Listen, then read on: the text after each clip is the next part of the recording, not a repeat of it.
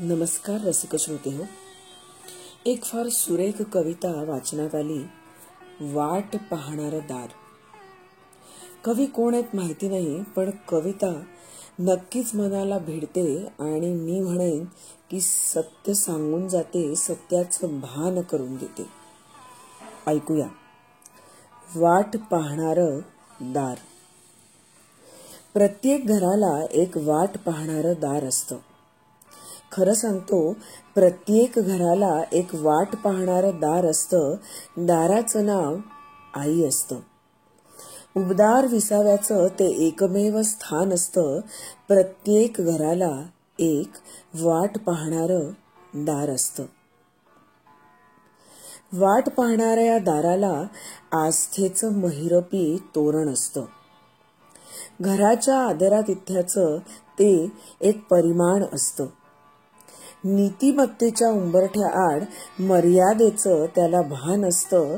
प्रत्येक घराला एक वाट पाहणारं दार असतं. दारिद्र्याच्या दशावतारात हे दार कधीच मोडत नसतं. दारिद्र्याच्या दशावतारात हे दार कधीच मोडत नसतं.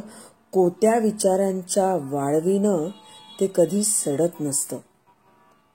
ऐश्वर्याच्या उन्मादात ते कधी फुगत नसतं. प्रत्येक घराला एक वाट पाहणारं दार असतं. सुना नातवंडांच्या आगमनाला ते तुकडा पाणी घेऊन सज्ज असतं. सुना नातवंडांच्या आगमनाला ते तुकडा पाणी घेऊन सज्ज असतं. लेकीच्या पाठवणी करताना अश्रूंना वाट करून देत असतं. लेकीची पाठवणी करताना अश्रूंना वाट करून देत असतं. व्यसनात अडखळणाऱ्या पावलांना ते जरबेनं ताळ्यावर आणतं. प्रत्येक घराला एक वाट पाहणारं दार असतं. मित्रांनो, उभ्या आयुष्यात फक्त एकच गोष्ट जपा. उभ्या आयुष्यात फक्त एकच गोष्ट जपा. उपहासाची करवत या दारावर कधी चालवू नका. उपहासाची करवत या दारावर कधी चालवू नका. मानापमानाचे छिन्नी हातोडे या दारावर कधी मारू नका.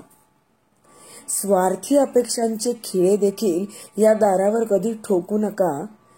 घराचं रक्षण करणाऱ्या या दाराला कधीच मोडकळीला आणू नका. घराचं रक्षण करणाऱ्या या दाराला कधीच मोडकळीस आणू नका.